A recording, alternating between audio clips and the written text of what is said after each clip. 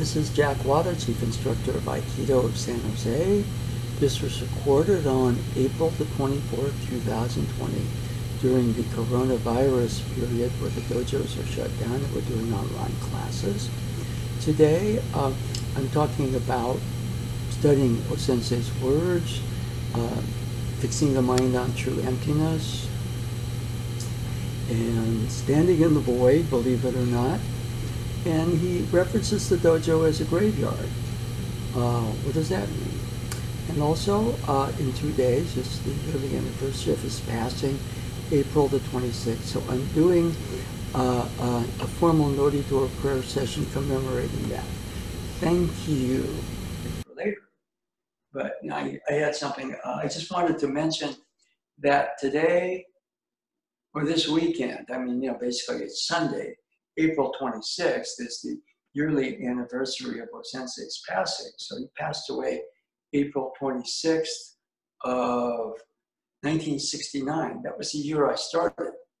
I actually started the year he crossed over, so to speak. I don't really think of, you know, he's kind of like Obi-Wan in the Force, you know. So I assume he's existing in the, you know, the world of the finder, because he talks about the Genkai, Yukai, Shinkai. Genkai is the material world. The Yukai is the world of energy movement, the blueprint for the Genkai. But it's, you know, somewhat invisible. All right. We see, you know, we see the activity of electricity. We don't see the electricity. And then the Shinkai is more the divine world. So my sense is Osensei is somewhere in the divine world. All right. And when he was here, he had a connection to that. And he was able to work the Yukai, the world of energy. That's the blueprint, the before of the physical. And therefore, you know, he could do all these Osensei-like things. And so I don't think he's, you know, I mean, you could say the Yukai is also the astral planes, the finer planes of existence if you go into like the Hindu model. But I think he's somewhere in the Shinkai, the divine realm. And divine is a big word. It's just kind of the original consciousness, the original self. But you know, the day, you know, the anniversary. So if you go 69, there was 31 years, gets you to 2000, and then you add another 20, so it's the 51st year since his actual physical passing. So what I thought I would do today is we'll go till 1 o'clock, and then I'll do a ceremony, Shinto ceremony, which these days is not, you know, most people don't understand the significance of it. But things like the Amatsu Norito, the Goto, those are things that Osensei himself did. You know, they're part of what you would call his prayer time. Okay. And one thing about training with Kizuchi Sensei in Shingu was oftentimes you do the morning class, and after the morning class, you know, he would open up the actual doors to the shrine and light the candles, and do a couple of things, and then he would chant, you know, and actually twice a month, but definitely on the 26th of each month, there was what's called the Mitamasai. So Osensei's passing was actually kind of commemorated on a monthly basis. And so we got, you know, that was important. I actually learned the Amatsu Norito because I heard it so much. And then, I think my last major stay there in 77, you know, I mean, you know, this is all just, you know, Obi-Wan talk from the Force. So I sort of felt that Osensei was saying something like, learn the Goto, which is a real long one, and you'll always have a connection to me. And so it took me about 6 months. You know, I learned about 3 lines. And the nice thing about Japan is that you can go to shrines and practice. So I'd go there and I would, you know, just finally I learned it, and then you gotta keep doing it. And then I remember I actually forgot it. You know, I just neglected it for a while when I was back here. And a man named Koichi Barish, he said, oh, you know, because he was interested. He was kind of doing a couple things, but so I went back and I refreshed myself, and I started doing the Kamigoto Amatsu Norito again. And then I recorded it and sent it to him, and he went way past it. He actually became a Shinto priest, and he has a version of the Tsubaki shrine in Japan. He has one in upper state Washington State. So he went way past what I did with it. But Hikizuchi Sensei really, in a lot of ways, you know, preserved, you know, that aspect of Osensei. You know, I was watching, you know, I'm watching, you know, not much to do these days. So late night, you watch Netflix. So I was watching Star Trek: The Next Generation.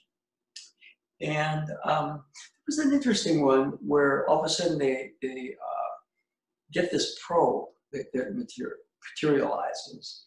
And then the probe kind of shoots a beam or something, and it hits Jean-Luc Picard, and he goes unconscious. But really what it is he's sort of transported to a world that ceased to exist many years before.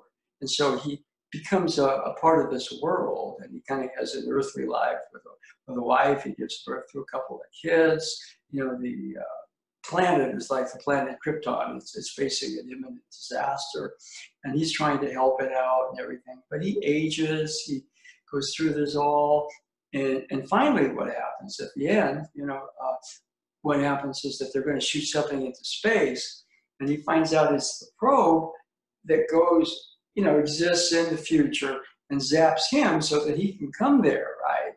And so the people that he meets say, well, you're going to be there, and we will live through you. In other words, he has memories of having been in that, and he had a wife, you know. You know, Picard is all business. That's part of the next generation. I mean, you know, there are a couple of episodes where it seems like, you know, he kind of, you know, has something going, you know, but most of the time we're going to Picard, make it so, you know, that's engage, you know, it's kind of one of the interesting things, duty versus love, you know, that sort of stuff. But, you know, it's a very interesting thing because, you know, it's like, okay, now we live through you. They didn't at the time have a technology to send, you know, save the species and, you know, by sending the outer space, but could send the probe out. And the probe could find somebody in the future and give them kind of that experience of having lived and been one of them, and therefore, right? And I've always been thankful to Hikizuchi Sensei and also Ano Yamase Tojima Sensei. You know, Sensei wasn't physically alive, but he was kind of alive through them. And, you know, they would interact with us and talk about Aikido and Osensei. And Hikizuchi Sensei would do the prayers on a daily basis for him. And, you know, there are days when, you know, like basically Sundays there were no classes. And it wasn't every day, but most of the time you went to the morning class. And after the class was over, he would open the doors of the shrine, light the candles, and then, you know, my last day there, he put a taiko drum there, go boom, boom, boom, boom, boom, boom, boom, boom, boom.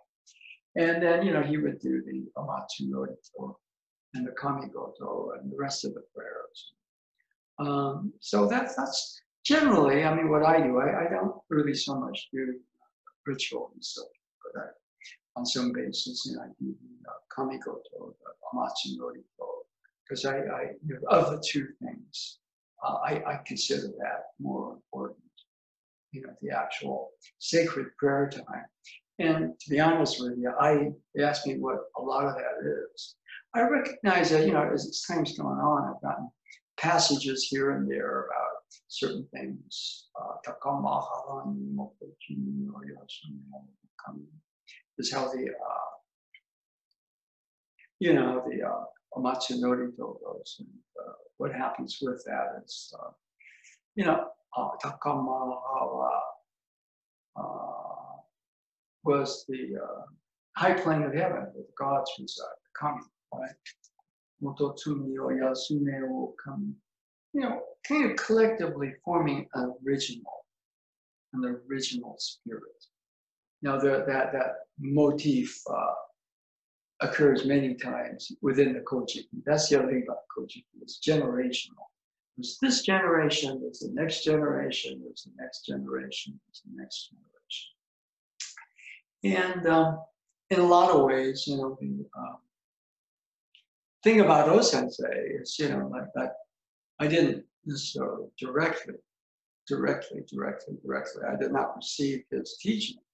Because as I said, I started in '69. It was probably October of that year. He passed on in April.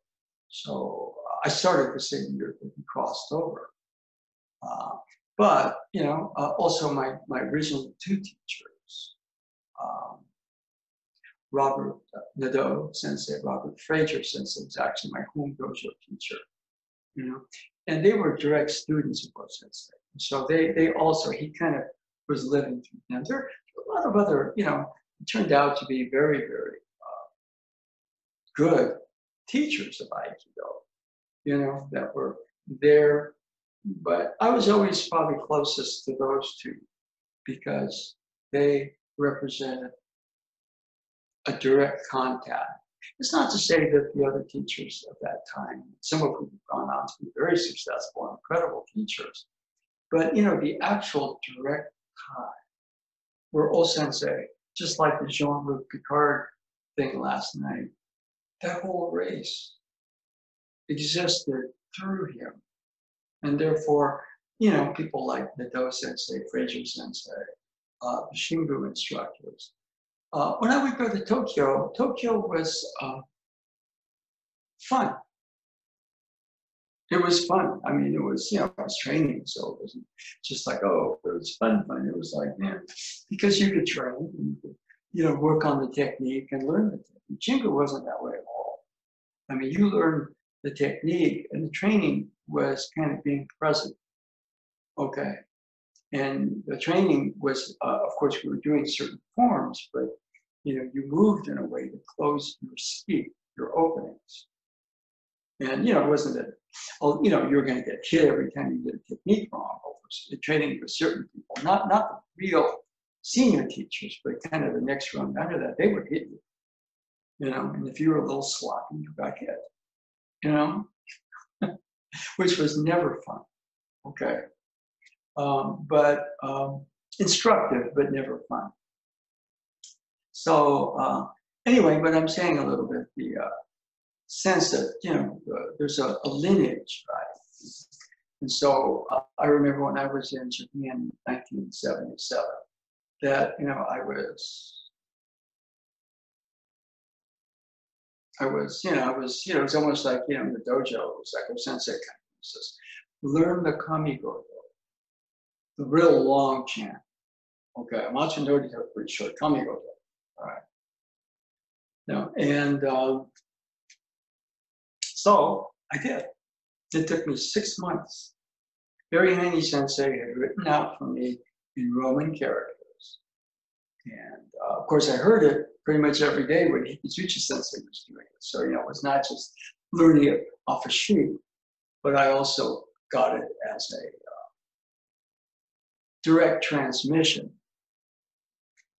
Okay? And, you know, the thing that I guess is you know, if you were to, for example, say, what's the difference? Well, the essence of the art is something that, you know, this is my thing, is that the art exists on whatever level you're kind of doing. Aikido at is fine. In fact, you're doing it is fine. But for me, you know, if it doesn't go back to the original wellspring that Osensei was a part of, then it's real, it becomes, you know, difficult for me, okay? And, you know, the actual sense that the art is proliferated, you know, political organizations, and you have ranking, all this stuff, you know, but, you know, one of the things that, training in Shingo, that was Ikizuchi Sensei's thing, was to Osensei, to some degree, was alive through him. Not Osensei, but Osensei. The direct teachings he got from Osensei were like the blood circulating through his veins. Now, Osensei said the same thing, except Osensei received his direct teachings from what he called the kami. And there were people he studied with, like Takeda, sensei of Daito Ryu, and Deguchi Monisaburo sensei from Omoto Kyo. So he received instruction, but ultimately Osensei was in direct communion with. So Aikido has a very, very shamanistic tradition. Osensei was a shaman. He saw the universe as forces that were alive. You could talk. They talked to you. You could talk to them. Okay? And Shingo, we'll go into that a little bit later. You were always under the gun. Because in some sense, we get into this human dimension, which is important. Okay? And it has demands of you. All right? And I just sort of get the feeling that Osensei was somebody. You prioritize this. It goes the other way too. He prioritized that. And that makes it hard. Because you're balancing, what you call the genkai, the material, actual, tangible, with the fact that there are all these energies moving through it. And then, past the energies, there's kind of a different, an originalness, a divineness, a primalness to the first two. That's already there. And navigating that is, I think, what he really called Aikido, not the movements.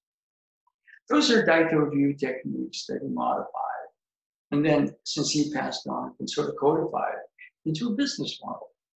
Okay, what he was teaching was unteachable. Okay, basically, So I've always been intrigued by that. That technique, the movement of forces. The movement of forces. We come out of those forces interact with us, we interact back. There's an echo, there's a union, Aiki. And all those forces come out of an original attraction between the parent forces, which is love. Love holds the universe together. And we come out of that, therefore we are manifestations of that love. And all that is, that was, I don't know, it was as codified as this, given the matter, obviously, a lot of thought since I was in Japan in the 70s. So I kind of see things maybe a bit different. And so this weekend, the 26th of April, Sunday, holds a certain amount of meaning for me. I'll tell you, since we're doing these broadcasts, the dates come up and I'm looking at the 24th, I'm like, because, you're used to your routine, and all of a sudden we're into more of a virtual format because of the coronavirus. And I was like, oh my gosh, this weekend is Osensei's the anniversary of his passing. I got an email from Linda Holiday Sensei. She's doing a virtual presentation, so would you like to participate? So I have to get back with her, on that one. But I was thinking today what I would do is do a ceremony at the end. David, what is the time like? Can you give me an update as to the time? It's about 25 after 12. Okay, so we'll go for, I wanted to go through something which I found real important. And see, what Norito Sensei said is uplifting. Okay? I mean, if you read his philosophy, okay? And this is not uplifting, but it puts a little different slant on it. Okay? And so without further ado, we're going to go back into the secret teachings of Aikido. And we are going to, I'll put on my scholarly glasses here, right? Right? A Budo dojo can also be thought of as a graveyard where ultimate questions are answered. Now that's a little bit a different direction from a lot of what you associate Osensei with, okay? A graveyard. One's life is on the line, figuratively speaking. If one is defeated, the result is death. Contests decide life or death. So that's a little different track. Now that to some degree, you know, when I was training in Japan, more important than the learning of the forms was Hikizuchi sensei. He quoted those senseis in Aikido wa itsumo shin and shobu desu. Sportsu de wa arimasen. That Aikido was always a contest with life and death. It's not a sport. Okay, we heard that on a daily basis. Sportsu no keiko wa ikenai.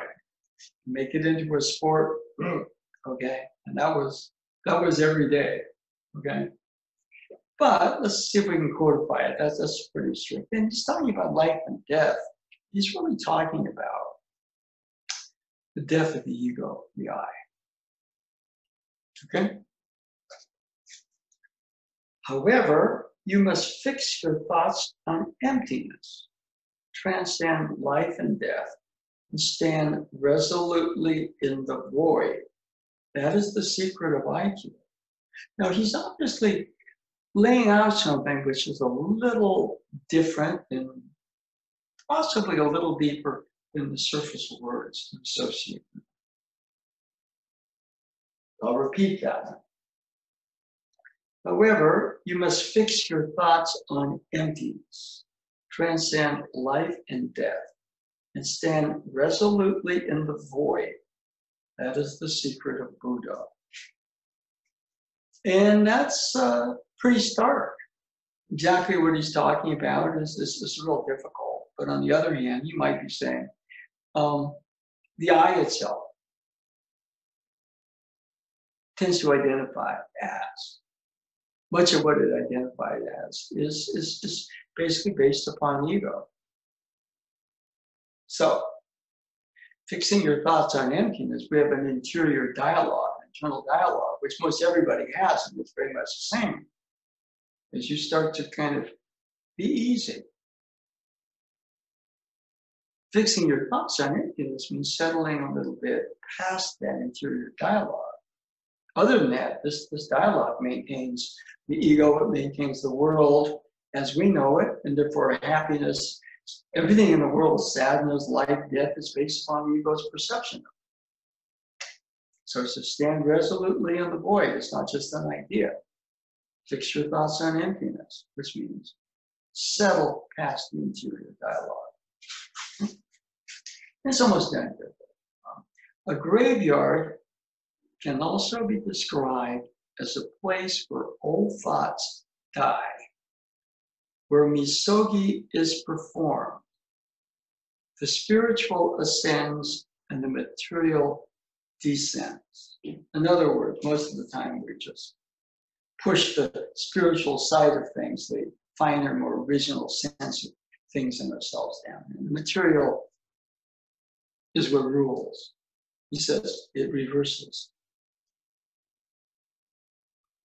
With enough misogi, over time, the spirit is invigorated and returns back to its original purity. So spirit, soul, self, in its truest sense. You know, it's not a contamination, but, you know, it's just in this interior dialogue place, and we just keep on reinforcing it with everything. So what he's saying, it flip-flops. that which is sort of refined and more original is not so much that it says, it just becomes more prominent. And then, you know, the other part of us doesn't necessarily go away, but it's placed on the secondary.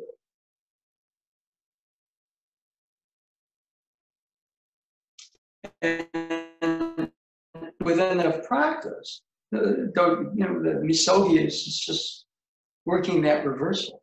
And over a period of time, spirit in, let's say, the physical, all of a sudden is connected in a much cleaner, more original basis with spirit in its more original purity.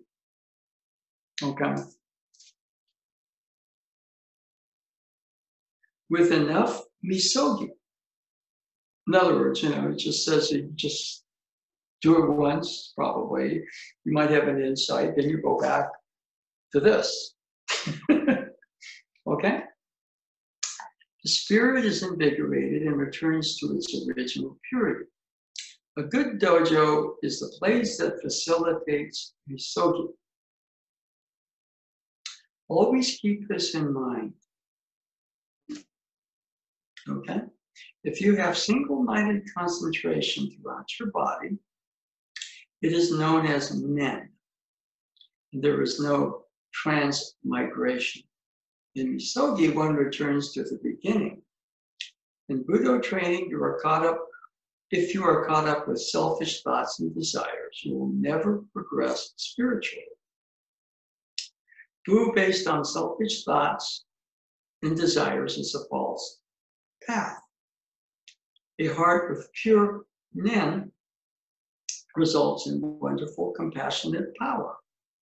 Such concentrated mind power can shatter attacking swords.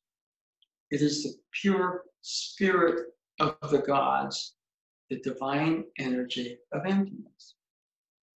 So there's a lot right there, okay? I'm not advocating we all go and spend time in the graveyard, but you know, we're right now in the coronavirus crisis, our normal, for most of us anyway. In fact, probably for everybody.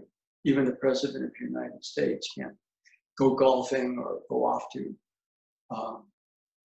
Mar-a-Lago. He's stuck. Yeah. And so the graveyard is a constant place. It's a reminder that we fixate on the world of the I. And of course, the I has selfish desires. I miss things. I miss things like, just being able to watch Stephen Curry play basketball. I miss routines. I miss going to the dojo, seeing people, and having classes there. I was there yesterday, and it was interesting. I just went to pick some things up. Building is pretty much empty.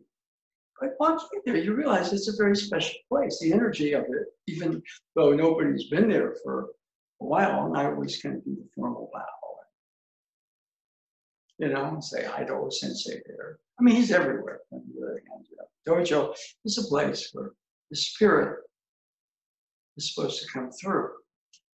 So, the thing that I would say a little bit with this is that it is a tricky thing.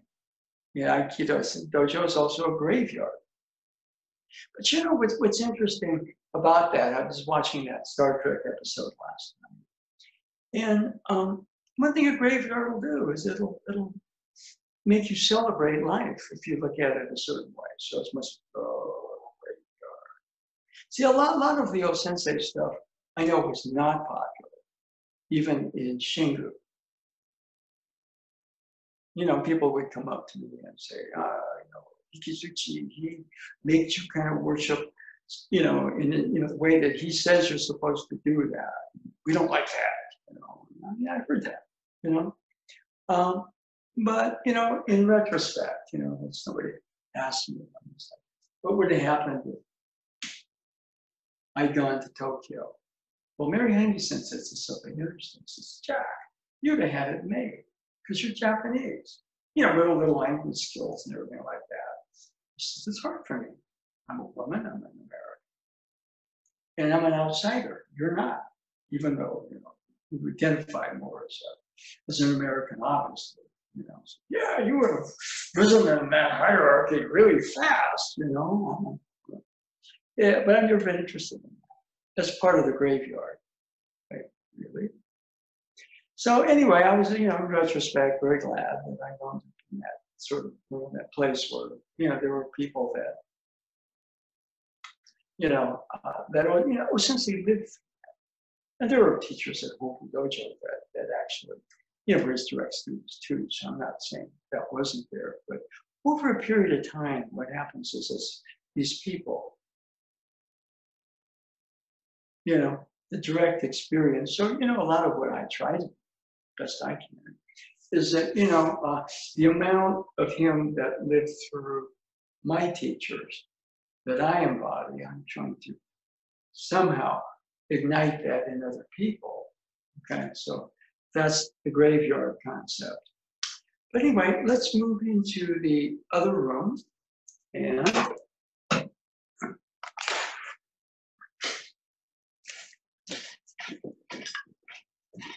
so we are traveling. Okay, David, we will keep it this way.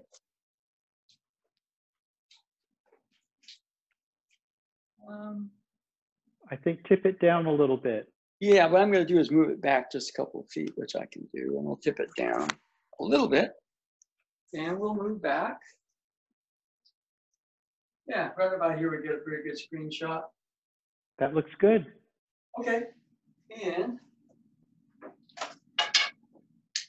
what I thought we'd do is a couple of things. I thought I'd do the chanting at the end at 1 o'clock, which is optional. You know, I remember I went back to Japan in 1991, 92, and I was staying upstairs in the Shingi dojo, a real small group, and then I hear Hikizuchi Sensei come in, and he's, you know, he's about to do the Norito and the Kamigoto, so I come down. I said, you don't have to stay for this stuff anymore.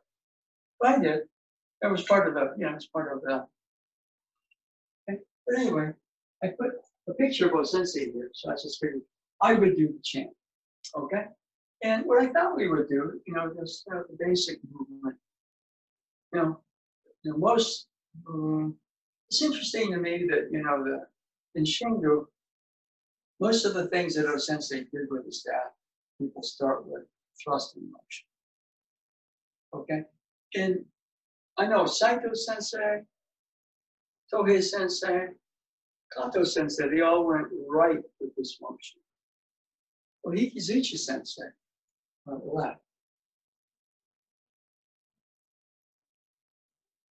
So I thought we'd examine that, just do a little movement.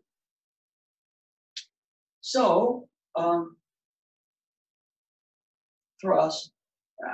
So I would recommend, if you have something, you have the room, you can have an umbrella. Or if you don't have one, create one. But move. Now, from here, left, right foot.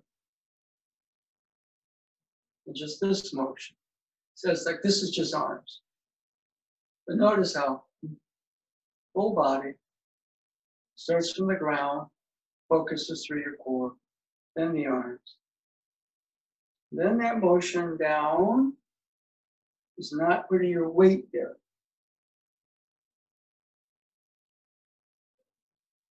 I'll move back a little bit more.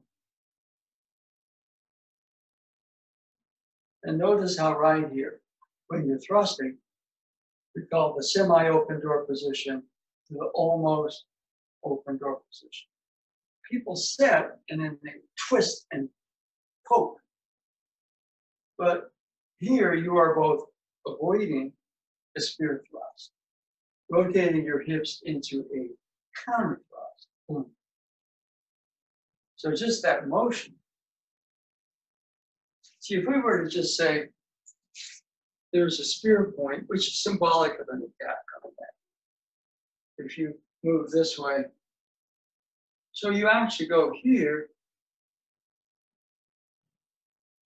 you actually go towards the sharp end, as entering. But you see, if you set to move or set to turn, the spear point tracks you. Okay? And when you are thrusting, see, you are both getting off, you are both thrusting, but you're also getting off the line of a spear point coming at you. And instead of clashing with it, you're creating a spiral, boom, around that. The spiral is not with the arms. The arms go out straight. It's the rotation of the hips.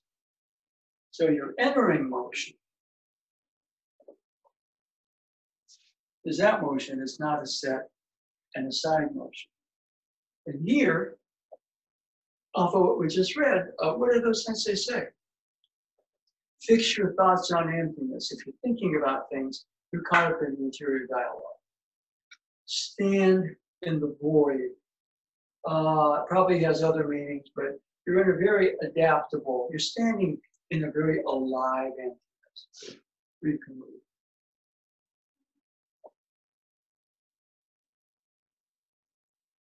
Now, from here, left foot, right foot, and not just raising the arm, but there's that motion. And, oh. Okay.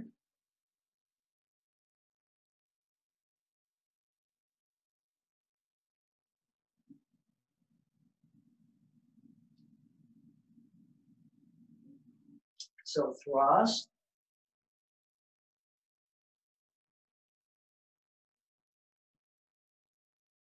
Okay. Now, several things there.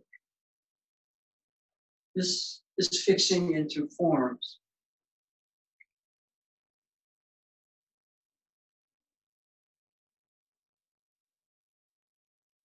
Now, just then quickly, boom, boom.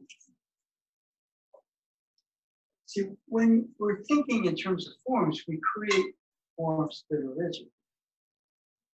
And if the thoughts are kind of too random, the movement is too sloppy.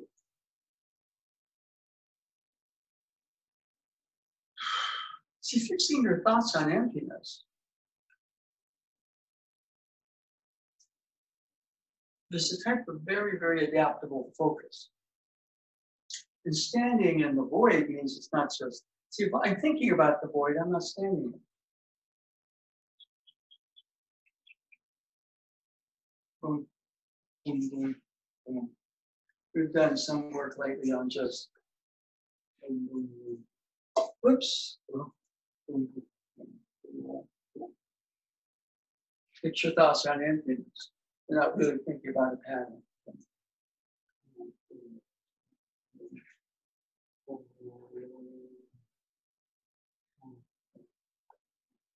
Well, it's just for these two movements. Actually, it's three. 1, 2, 3. 1, 2, 3. 1, 2, 3. For example, the way that Hikuzuchi Sensei did Tenshi Nage, if you start this way, if somebody's holding one, you go right into the weight out there. But when you move to the side, see, the hands open up.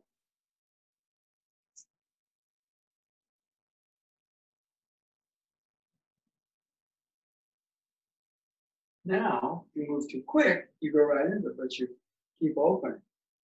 The hands change a little bit, but the feeling is then right off of that. See, what we're doing here is we're thrusting, but you can enter. You can progress in your training. Now, we can't right now work on just working with a partner. But all of a sudden, somebody's pinned both hands. As you triangulate the body, move a little bit off it against the spear point, which is the grab, representing the attack, traction. Now you keep opening.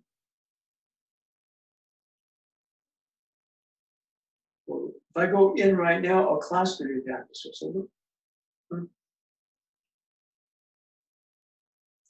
And that comes out of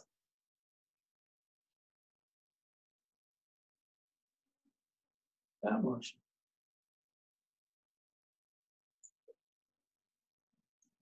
Okay. So the Tenshinage, there are certain movements, for example, where somebody comes to grab the shoulder or somebody comes to strike here, which actually, see, if you understand this motion, you also, that motion rebounds back. But, so if somebody's coming to grab your shoulder, well, a lot of times you keep rotating, rotating, rotating, rotating, so fixing your weight would be your rotate. Now here, there's tendency to turn right back in, but see what you're really doing. This spiral thrust that way. And then there's a step in. Instead of putting your weight on the elbow, you continue the spiral thrust. Okay. So you'd be surprised how much of the weapons work there is in the regular, what we call taijutsu or body. Okay?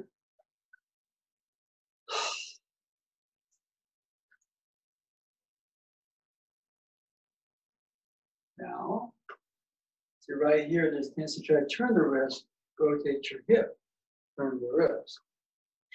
Now what we're going to do is change sides. Instead of leaning, what happens right here, there's a bit of a draw. So the thrust comes back, doesn't it? But it comes back. See the body change? You're not turning your back to, but you're drawing that into your center. And there's a feeling of that.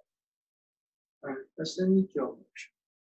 The Nikkyo is Uda, which means Omote, front, Uda, back. We tend to think of entering, turning, Irimi, Tenkan.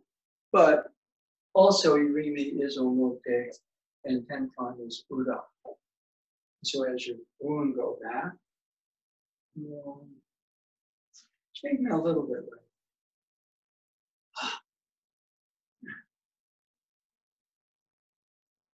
It's like that. With the grip here would be the Nikkyo grip.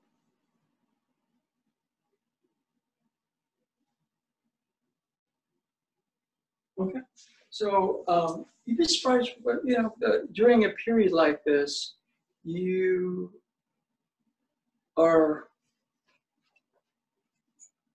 can actually progress in your understanding of the movement.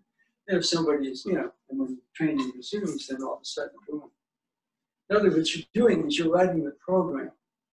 Ikkyo, Nikkyo, Sankyo, Yonkyo, Irimi, Nage, all the techniques are really programs. And we're programmers. And as we, you get a program, all of a sudden there's an update and an update and an update. And in a lot of ways, so I think what Osensei was saying is, okay, that's a lot of thinking going on. That's good. So fix your thoughts on emptiness. Stand in the void, and all of a sudden, see your body and your mind start to work together. The spirit in its freedom returns more to its original nature. Boom, boom, boom, boom, boom, boom, boom, boom, boom, boom. So whether it's what we call more the Kakimushi fire and water movements, or just taking any movement. See, this is where it breaks down for a lot of people, is they settle in, sink, rotate the hip, then turn. And either this way or this way. Right? And those are things you can kind of, you can be clearing this up. Again, what Bruce Lee told a couple of karate champions, Chuck Norris and Joel Lewis, who trained with him, he said, look, I'm not going to teach you anything about how to punch or kick. He says, I'm just going to help you clean your mess up. And you'd be surprised that the eye running in all these movements is like a virus. Okay? If we can clean that virus out, the program is in line with fix your thoughts on emptiness. You gotta fix your thoughts on something. I'm gonna fix my thoughts on this hand and try to turn because that's mechanical. Stand in the void. All this desire, stand in the void. Okay, so those are just things in the process of the nen, the body feel, the feeling of that, not just the thought about. You know, is something that you know is very important in understanding what Aikido is. Okay, David, what's the time like? It's about 10 minutes to 1. Okay, yeah. So you know, just reviewing a little bit.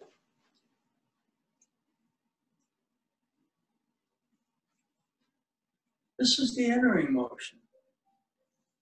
It's not just the feet. See, the body is changing. It's kaisabaki.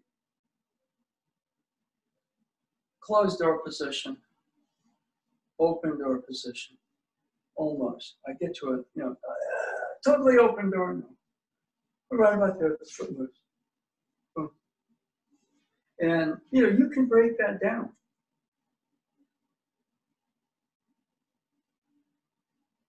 Okay? Again, I watched the Stephen Curry video, and he breaks the basic shot down frame by frame. All right, I start 8 feet from the roof, and my feet, my hands, okay? And so the actual entering motion, or the actual, you know, Tenkan motion actually starts with the entering motion.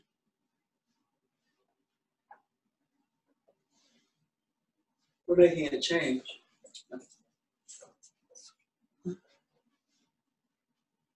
See, as a, you know, it's a grip instead of a thrust.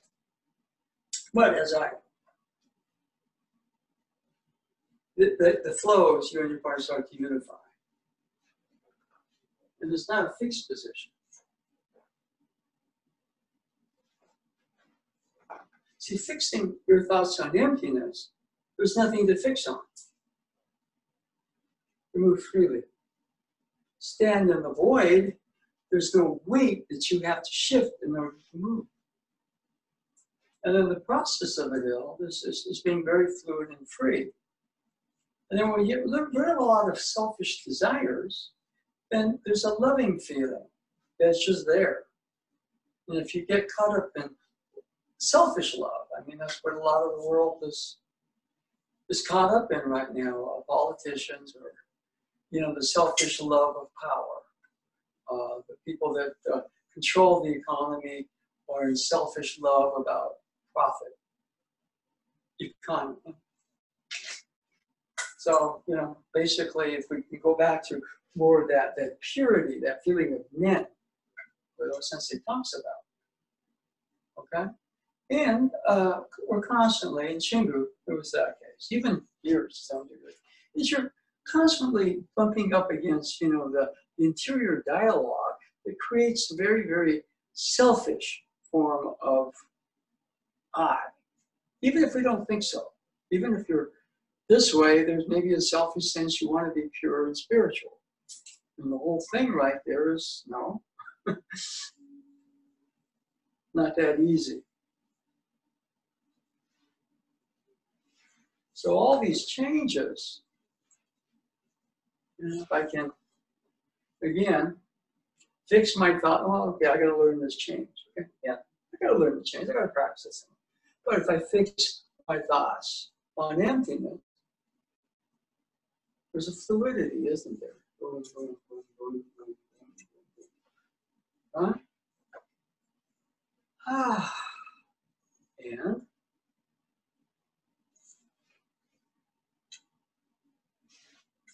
it's a lot of thinking, even of fixing. So you stand in the void. And when you can fix your thoughts on emptiness, so that's the mental part of it. And that.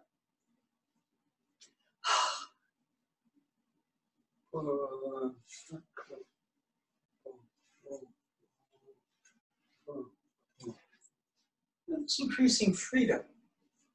If we get the increasing freedom, let go a lot of the selfish thoughts, right? Be surprised. You know, there's a difference between selfish and self. And whether we like it or not, a lot of our thoughts are selfish. Okay, that's I. All right? That's me, it's everybody. Okay? So when Osensei says the dojo is a graveyard where old thoughts go to die, he's talking about the selfish sense of that interior dialogue. And so if we can sort of start to get to, simple thing, fix your thoughts on emptiness. Stand in the void. Just these two moves. Just these two moves. Moving a little bit. Let's see. See, if you really go into this, for example, I try to go full open door, my back, but right about there, just before I do that, boom, there's that motion. There's boom. Boom, boom, boom, boom, boom. And oftentimes when that spirit tip is coming at you, just that little motion. It's a big motion. And if we start moving the feet too quick, we have a selfish desire, which is to look good or to win, right?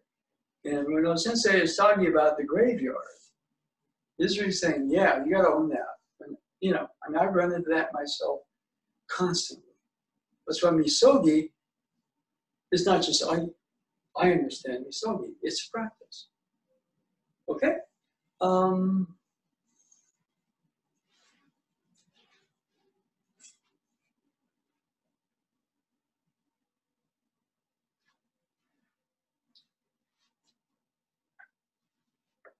Riminage.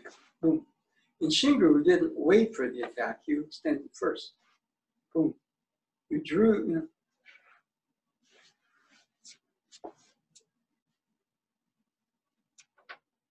And then the step.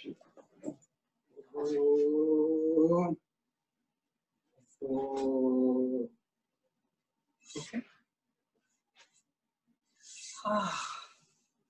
And I kind of like that motion because, you know, as you start to really get into it, you kind of start to feel that there is what you call more the hidden, the divine world. That in a lot of ways, you know, for example, here, just that motion, there are a couple of different winds that you start to feel. And it gets fancier. The winds each have their own notes or songs. Boom, boom, boom, boom, boom, boom. So whether you're boom, boom,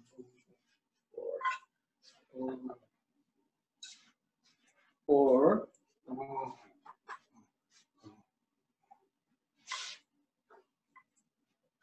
okay. And so, you know, if you look at Osensei's technology, we're going to fix your thoughts on emptiness. Well, there's a form that I have to learn. That's good.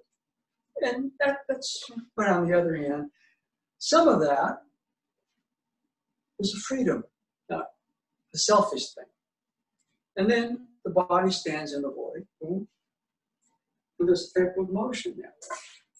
And as I'm starting to do that, I start to pick up these different winds. So your physical movement starts to kind of feel the companionship of these energy currents, which on Osensei's level were divine. It's very original. Mine aren't there, as far as I know anyway. So, David, what's the time like? It's about 2 minutes to 1. Okay. And so what I'm saying is it's more than, it's just optional. I put a picture of Osensei over here. Yeah. This is a picture that's up in the dojo.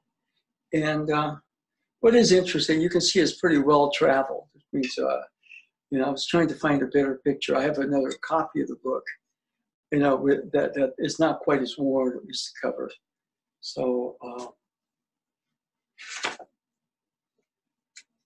what I thought I would do is I would go into the ceremony. This is the long form. Okay, I'm going to do both the Amatsu Norito, the Kami Goto, and then the prayers. Osensei told me that Osensei said prayer time was very important. Okay, and see, a lot of these are thoughts. You just go into, well, fix my thoughts on emptiness. Well, okay, that sounds cool, or you're going to get very busy around that. Okay, but the prayer time is the prayer time. And stand in the void. That's the secret of Buddha or everything like that. Yes, and the prayer time kind of is something that, as you said, then continue the misogi. As you continue the misogi spirit, which is I in matter and biological matter. And, and past that is I, self, and is itself in energy. It's going towards the purity of itself, the Shinkai, the divine realm. And then the companion spirits at that level are divine. Mine are somewhere down here as far as I can tell. But, that can be shifted with practice and with constant misogi. So, David, I'm going to go through it. You're welcome to stay. You can participate in it if you want to do the bowing and the clapping, which is fine. But, again, I was at a Native American ceremony with a sweat lodge. And the person that did that just said, this is important to it. It was about me and about 4 other people. They said, there may come a day when you're the only one that you know of is doing this stuff. They said, and that's okay.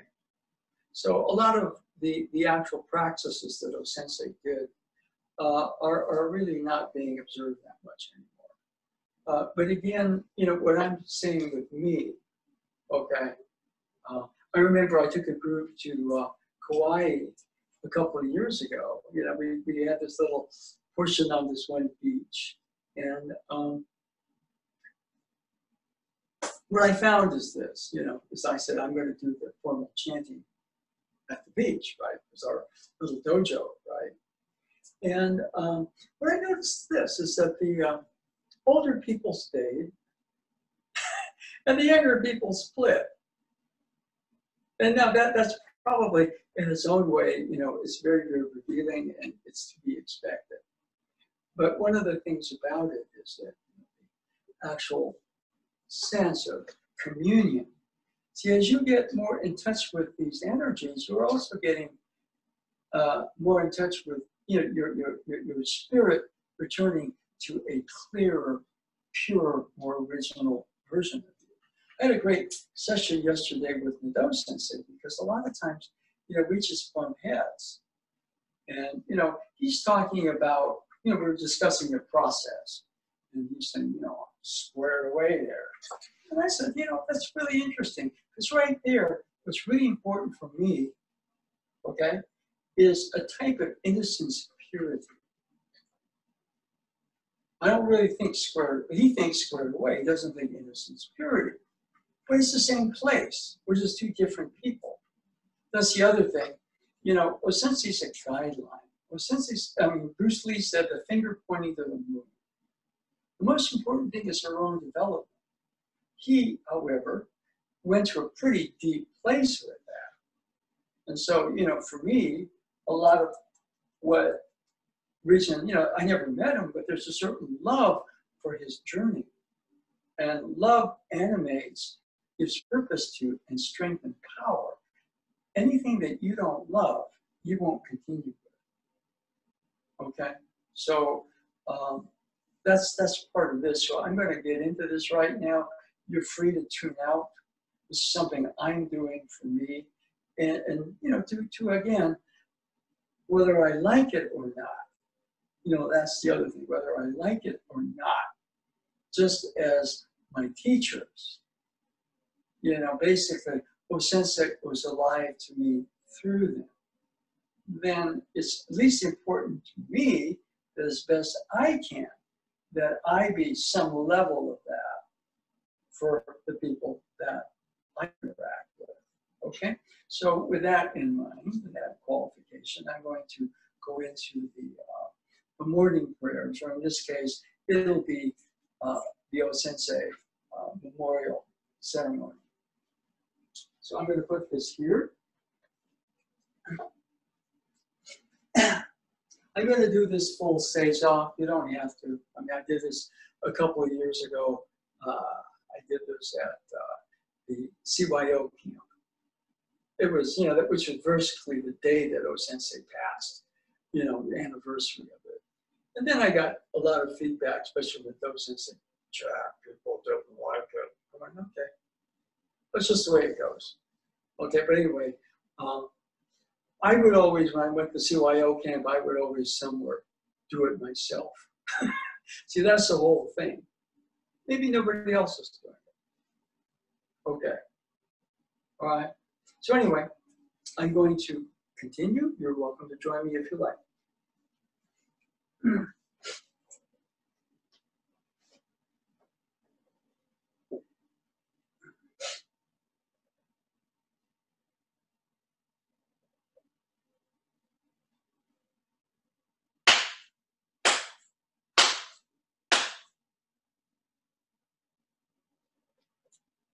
Omahani mototsumi ayasume o kami. Amata no kamigami o tsutoyete tokoto hani kamizumarimasu. Kamurogi kamuromi no mikoto mochite. Kamizanagi no mikoto tsushi no himoka no tachi hana no dono wa hagi ga harani. Sogi harai tammo toki ni narimaseru haraito no okami tachi. Romoro no magagoto tsumi kegare o haraitamae. Kilometamae toma o sukoto no yoshio. Matsukami ya hoyorozu no kami tachi tomoni.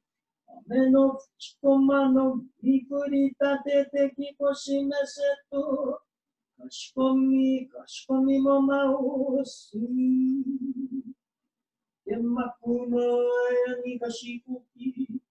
Mototsume no omikami. Moritamae saki kagetamae. Mototsume no omikami. Moritamae saki kagetamae. Kenmaku no aya ni kashikoki. Amaterasu shimasu sume no omikami. Moritamae saki kagetamae.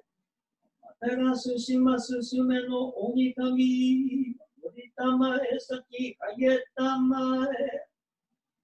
Kenmaku no aya ni kashikoki. Susano no omikami. Moritamae saki kagetamae. Susano no omikami. Moritamae saki kagetamae. Makete wa kuma no miyama ni oshizumaritamae. Kenmaku no aya ni kashikoki. Kumano no omikami. Moritamae saki kagetamae. Mano no omikami. Moritamae saki kagetamae. Kenmaku no aya ni kashikoki. Amerika gashu koko no omikami. Moritamae saki kagetamae. Amerika gashu koko no omikami. Moritamae saki kagetamae. Kenmaku no aya ni kashikoki. Awaishu no omikami. Moritamae saki kagetamae.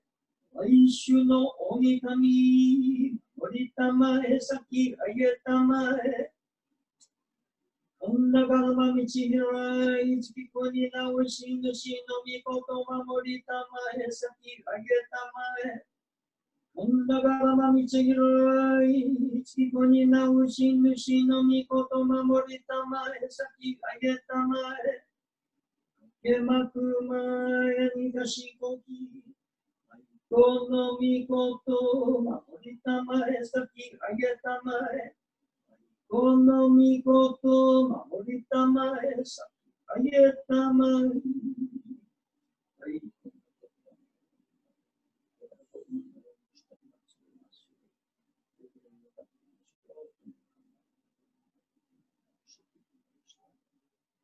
か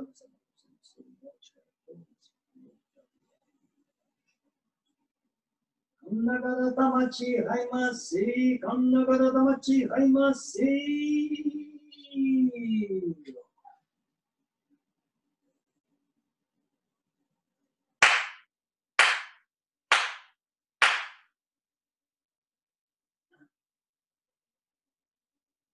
おんまはらに神住まれますもと罪を休めを神の御事もちてやぶよろずの神たちをかむつとゆにつとゆたまいかむかりにかりたまいていずの狼水の狼は豊し原の水の国をやそこにどだらけぐじろしめさんとはまぶだりたまいぎラクアマブダリタマンショノノクヌチンギナラブル神たちをバカカムトバシに飛ばしたまいカム払いに払いたまいておととい主はねぎねたち草の柿のことやめて雨の岩倉花ち雨のやいくもそのちわきりちわきで甘くだりたまいきかくはまくだりたまいしょもの国中をやすくりと定めますりて、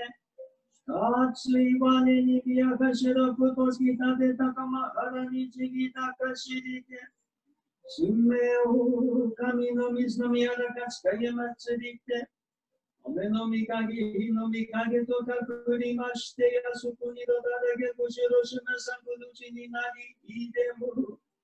雨のます人らが過ちをかしけむぐさぐさの罪がとは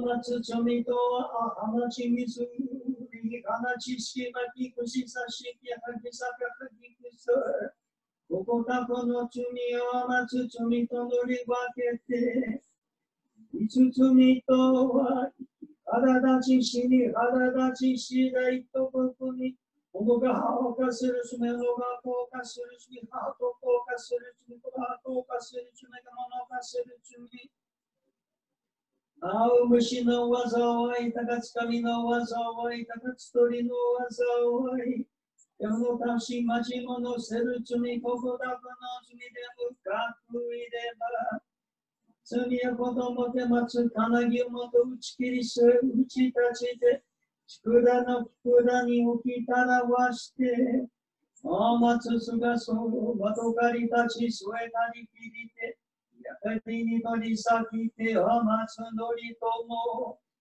とのりとごとのれかくならば松神も雨の岩戸しらげて雨のやい雲そのちわぎにちわぎできこしめさ水上は高山の末、山の末に登りまして、高山のより、山のよりをかき分けてきこしめさ。暗くきこしめしては罪という罪。嵐だしなどの風の雨のやい雲を吹き放つことのごとく。明日の右に上の右では朝風、夕風の吹き払おうことのごとく。すでによるこの時放ちども時放してわどの腹によし放つことのごとく。持ち方の刺激がもと焼きがまとがまもて打ち払おうことのごとく。残る罪は嵐と払いたまえ。清めたまうこと高山の水、山の水よりさぶなだりに落ちた月、早川のせにます、せるち姫という神。大和の花に持ちいでなむかぶ持ちいで稲葉嵐の潮のやうじのやしおじの潮やわいにますかやきつ姫という神持ち方のみてむかぶかがのみては挑みます。挑みしというか、峰の国、そこの国。吹き放ちても深く吹き放ちては根の国、そこの国にます。やさすら姫という神。持ちさすら失いても深く失いては。普通そみの身にも心にも罪という罪。あらじと肌いたまえ、清めたまえとまおすこと。おしめせとかしこみもまおす。かんながらたまちはいますせ、かんながらたまちはいますせ。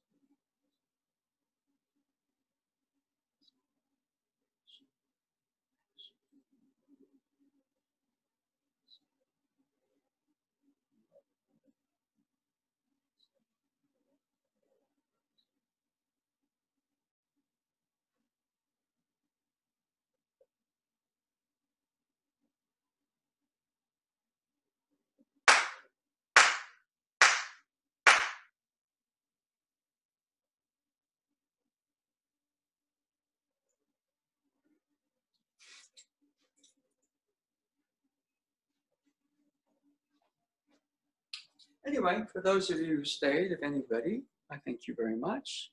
Hope Osensei, wherever he is in the divine realm, thanks us as well. Okay, I did pray for resolution to the crisis with the coronavirus epidemic. And there's some very corrupt systems economically and in the government. Okay, and they need to be somehow resolved. And yet people are dying. And so part of my prayer was just the changes that need to be happening, especially for this to occur. And Osensei's vision was kind of the world is one family. And that it becomes heaven on earth. And we are also facing what we discussed in the very first part, the graveyard effect, the old paradigms where very few people control the economic flow of the world. And everybody is tied into that economic flow. And also political systems that reinforce that.